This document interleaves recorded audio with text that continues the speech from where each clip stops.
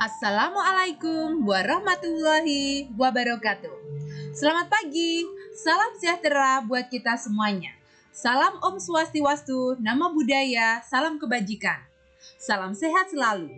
Berjumpa kembali dengan saya, Intan Kusumawati, Universitas Cokro Aminoto, Yogyakarta.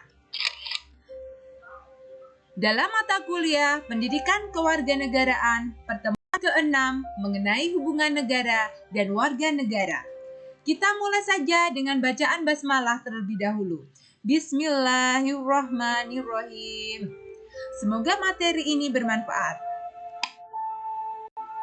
Hubungan negara dan warga negara yang digolongkan menjadi 3, yaitu pluralis, markis, dan sintetis dari keduanya.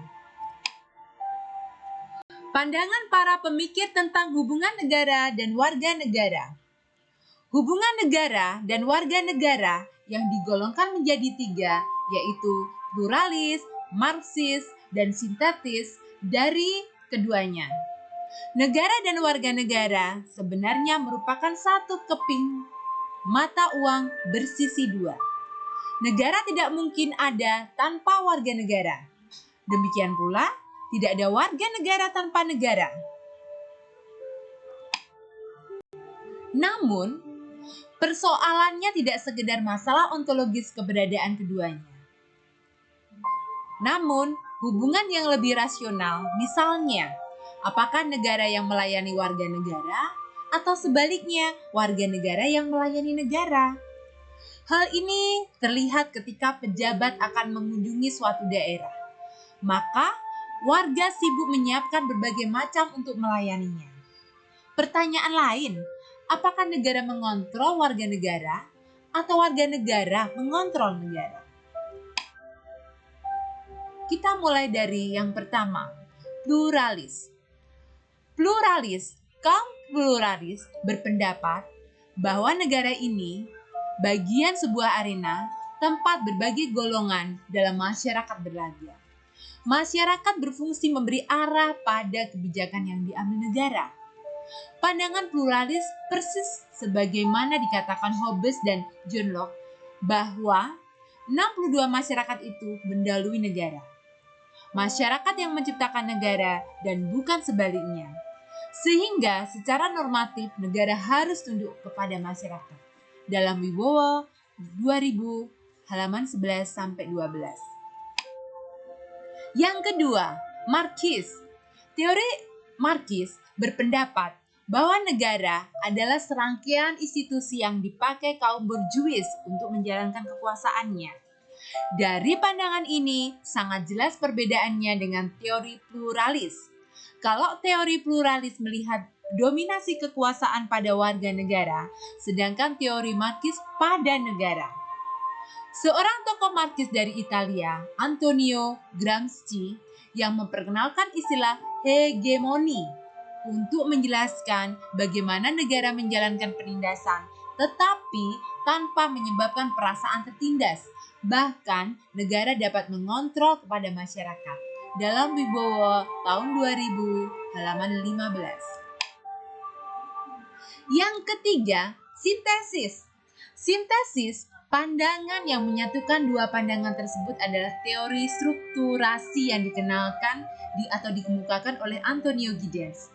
Ia melihat ada kata kunci untuk dua teori tadi, yaitu struktur untuk teori markis dan agensi untuk pluralis. Giddens berhasil mempertemukan dua kata kunci tersebut. Ia berpandangan bahwa antara struktur dan agensi harus dipandang sebagai duality yang selalu dialektik, saling memengaruhi dan berlangsung terus-menerus. Wibowo 2021. Pandangan Giddens, istilah struktur sebagai negara dan agensi sebagai warga negara. Negara mempengaruhi warga negara dalam dua arti, yaitu memampukan, enabling, dan menghambat, constraining. Bahasa digunakan oleh Giddens sebagai contoh. Bahasa harus dipelajari dengan susah payah dari aspek kosakata maupun gramatikanya. Pandangan Giddens, keduanya merupakan role yang benar-benar menghambat. Tetapi dengan menguasai bahasa, ia dapat berkomunikasi kepada lawan bicara tanpa batas apapun. Contoh yang lebih konkret adalah ketika kita mengurus KTP. Harus menyediakan waktu khusus untuk menemui negara. Dalam hal ini mulai dari RT, RW, Duku, Lurah, dan Camat. Ini sangat menghambat. Namun setelah mendapatkan KTP, kita dapat melamar pekerjaan, memiliki SIM, bahkan paspor untuk pergi ke luar negeri. Di bawah 2000 halaman 21-22. Namun sebaliknya, agensi dalam hal ini adalah warga negara juga dapat mempengaruhi struktur. Misalnya melalui demonstrasi, boikot, atau mengabaikan aturan. Istilah yang digunakan Gideon adalah dialektik kontrol. Oleh karena itu, dalam teori strukturasi yang menjadi pusat perhatian bukan struktur, bukan pula agensi, melainkan sosial praktis. Wibowo 2000 halaman 22. 3 teori yaitu pluralis, marxis, dan sintetis. 3 teori ini kalau digunakan untuk melihat hubungan negara dan warga negara dalam konteks hak dan kewajiban sebagaimana yang tertuang dalam Undang-Undang Dasar 1945, maka lebih dekat dengan teori strukturasi. Meskipun dalam Undang-Undang Dasar 1945 tidak secara eksplisit menyebutkan hak negara, namun secara implisit terdapat dalam pasal-pasal tentang kewajiban warga negara. Negara memiliki hak untuk ditaati peraturannya, dan hal itu terlihat dalam sosial praktisnya. Negara dan warga negara masing-masing memiliki hak dan kewajiban sesuai porsinya. Negara memiliki kewenangan untuk mengatur warga negaranya, namun negara juga memiliki fungsi kontrol terhadap negara. Contoh yang bisa menggambarkan situasi tersebut adalah kebijakan pemerintah untuk menaikkan bahan bakar minyak atau BBM. Beberapa kali pemerintah menaikkan BBM karena alasan pertimbangan menyelamatkan APBN. Namun, pada kesempatan lain atas desakan kuat dari masyarakat akhirnya kenaikan BBM dibatalkan. C. Pelaksanaan hak dan kewajiban negara dan warga negara di negara Pancasila. Dalam pelaksanaannya, hak asasi manusia di Indonesia tentunya mengalami pasang surut. Wacana hak asasi manusia terus berkembang seiring dengan perkembangannya pelanggaran-pelanggaran HAM yang semakin meningkat intensitas maupun ragamnya. Pelanggaran itu dilakukan oleh negara maupun warga negara, baik di dalam negeri maupun di luar negeri. Suatu hal tidak dapat dilaksanakan sebelum mengetahui benar apa yang hendak dilaksanakan. Untuk melaksanakannya diperlukan pedoman, dan agar pelaksanaannya bisa berjalan sesuai dengan harapan, maka perlu ada institusi yang mengawal pelaksanaan tersebut. Dengan demikian, ada 3 hal penting dalam pelaksanaan hak dan kewajiban ini. Yang pertama, Pancasila perlu dimengerti secara tepat dan benar, baik dari pengertian, sejarah, konsep, prinsip, dan nilai-nilai yang terkandung di dalamnya. Kedua, adanya pedoman pelaksanaan. Dan ketiga, perlunya lembaga yang bertugas mengawal pelaksanaan Pancasila. Pertama, Pancasila perlu dimengerti secara tepat dan benar baik dari pengertian, sejarah, konsep, prinsip, dan nilai-nilai yang terkandung di dalamnya. Tanpa mengerti hal-hal yang mendasar ini, amat sulit Pancasila untuk diamalkan. Selain daripada itu, Pancasila akan cepat memudar dan dilupakan kembali. Kekuatan akar pemahaman ini amat penting untuk menopang batang, ranting, daun, dan buah yang akan tumbuh di atasnya.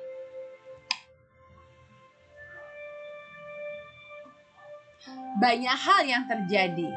Ketika semangat untuk mengamalkan Pancasila sangat tinggi, namun tidak didasari oleh pemahaman konsep dasar yang kuat, bukan hanya mudah memudar, namun juga akan kehilangan arah. Seakan-akan sudah melaksanakan Pancasila, padahal yang dilaksanakan bukan Pancasila, bahkan bertentangan dengan Pancasila. Hal ini amat mudah dilihat dalam praktek perekonomian dan perpolitikan Indonesia. Saat ini, yang tanpa sadar sudah mengekspor pada sistem kapitalis neoliberalis dan perpolitikan yang bernapaskan individualis bukan kolektivis. Kedua, pedoman pelaksanaan. Semestinya kita perlu malu mencontoh apa yang sudah dilakukan oleh pemerintahan Orde Baru yang berusaha membuat pedoman penghayatan dan pengamalan Pancasila atau yang sering dikenal sebagai P4. Yang di dalamnya ada butir-butir pedoman penghayatan dan pengamalan Pancasila. Pedoman ini sangat diperlukan agar negara dan warga negara mengerti apa yang mesti dilakukan, apa tujuannya, dan bagaimana strategi mencapai tujuan tersebut. Manakala ada pedoman pelaksanaan, maka setiap orang berusaha membuat pedoman sendiri-sendiri, sehingga terjadi absurditas atau kebingungan. Bahkan banyaknya kelemahan yang terjadi pada pelaksanaan P4 perlu dievaluasi untuk diperbaiki. Contoh kelemahan utama dalam pelaksanaan P4 adalah bahwa pedoman tersebut bersifat kaku, tertutup, dan doktriner. Hanya pemerintah yang berhak menerjemahkan dan menafsirkan Pancasila, sehingga tidak ada ruang dan cukup untuk diskusi dan terbukanya konsep-konsep baru. Kelemahan tersebut harus diperbaiki, tidak kemudian dibuang sama sekali. Ketiga, perlu lembaga. Jadi perlunya lembaga. Lembaga yang bertugas mengawal pelaksanaan Pancasila.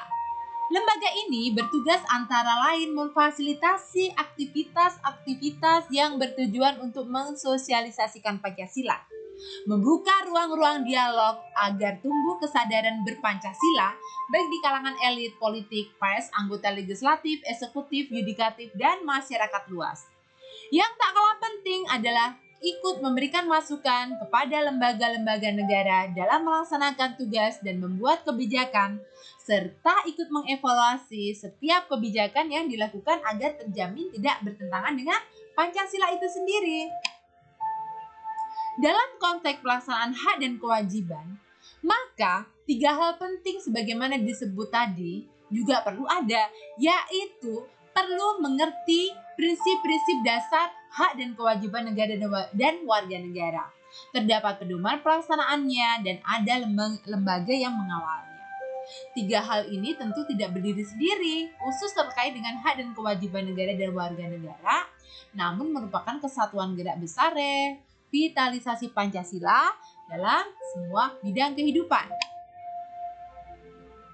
Pelaksanaan hak dan kewajiban negara dan warga negara dalam negara Pancasila adalah sebagaimana yang tercantum dalam Undang-Undang Dasar 1945, seperti gambar yang klasifikasi di atas tadi.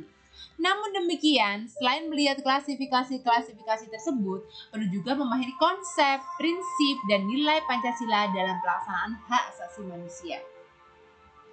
Penjelasan di bawah ini akan memberikan gambaran tentang konsep, prinsip, dan nilai Pancasila yang dikutip dari Pedoman Umum Implementasi Pancasila dalam Kehidupan Bernegara yang ditulis oleh Lembaga Pengkajian dan Pengembangan Kehidupan Bernegara tahun 2005, halaman 93-94. Konsep, prinsip, dan nilai Pancasila. Yang pertama, atau A, manusia adalah makhluk Tuhan yang Maha Esa, berperan sebagai pengelolaan dan pemeliharaan alam secara seimbang dan serasi dalam keimanan dan ketakwaan. Dalam mengelola alam, manusia berkewajiban dan bertanggung jawab menjamin kelestarian eksistensi, harkat, dan martabat, memuliakan, serta menjaga keharmonisannya. B. Kedua, Pancasila memandang bahwa hak asasi dan kewajiban asasi manusia bersumber dari ajaran agama, nilai moral universal, nilai budaya bangsa, serta pengamalan kehidupan politik nasional. Jadi nilai-nilai yang ada dalam Pancasila dari mulai sila pertama, kedua, ketiga, keempat, kelima harus ada dalam nilai-nilainya. Ketiga, hak asasi manusia meliputi hak hidup, hak berkeluarga, hak mengembangkan diri, hak keadilan, hak kemerdekaan, hak berkomunikasi, hak keamanan, dan hak kesejahteraan yang tidak boleh dirampas atau diabaikan oleh siapapun. D. Atau yang keempat, Perumusan hak asasi manusia berdasarkan Pancasila dilandaskan oleh pemahaman bahwa kehidupan manusia itu tidak lepas dari hubungan dengan Tuhan, sesama manusia, dan lingkungannya. Bangsa Indonesia menghargai hak asasi manusia atau HAM. Bangsa Indonesia menyadari, mengakui, menghormati, dan menjamin hak asasi orang lain sebagai suatu kewajiban. Hak dan kewajiban asasi terpadu dan melekat pada diri manusia sebagai pribadi, anggota keluarga, anggota masyarakat, anggota suatu bangsa, dan anggota masyarakat dan bangsa-bangsa. Anggota masyarakat bangsa-bangsa. F. Negara Kesatuan Republik Indonesia mempunyai hak asasi yang harus dihormati dan ditaati oleh setiap warga atau orang atau warga negara dalam suatu negara. Selanjutnya, bangsa dan negara Indonesia sebagai anggota Perserikatan Bangsa-Bangsa mempunyai tanggung jawab dan kewajiban menghormati tentang Deklarasi Universal Hak Asasi Manusia tahun 1948 dengan semua sistem yang terkait sepanjang tidak bertentangan dengan Pancasila. Kesimpulan dalam pembahasan ini, di dalam pelaksanaan hak dan kewajiban negara dan warga negara haruslah seimbang. Hubungan antara warga negara dengan negara Indonesia digambarkan dengan baik dalam pengaturan mengenai hak dan kewajiban, baik itu hak kewajiban warga negara maupun hak dan kewajiban negara terhadap warganya. Referensi utama dalam pembahasan ini adalah buku modul kuliah kewarganegaraan Kementerian Pendidikan dan Kebudayaan Republik Indonesia, Direktorat Jenderal Pendidikan Tinggi, Direktorat Pembelajaran dan Kemahasiswaan tahun 2012. Dan motivasi hari ini, pendidikan hendaknya tidak hanya mengajarkan soal kerja, tetapi mengajarkan tentang kehidupan. W.E.B. Du Bois. Motivasi dari Maria Teguh. Orang-orang yang berhenti belajar akan menjadi pemilik masa lalu, dan orang-orang yang masih terus belajar akan menjadi pemilik masa depan. Maka dari itu, tentukan masa depan kalian. Thank you very much. Terima kasih, semoga ini bermanfaat. Jangan lupa subscribe dan like dan juga share. Demikian materi tentang hubungan negara dan warga negara. Semoga bermanfaat. Kita akhiri dengan bacaan hamdalah bersama-sama. Alhamdulillahirabbil alamin. Berjumpa kembali esok hari. Wassalamualaikum warahmatullahi wabarakatuh. Terima kasih. See you.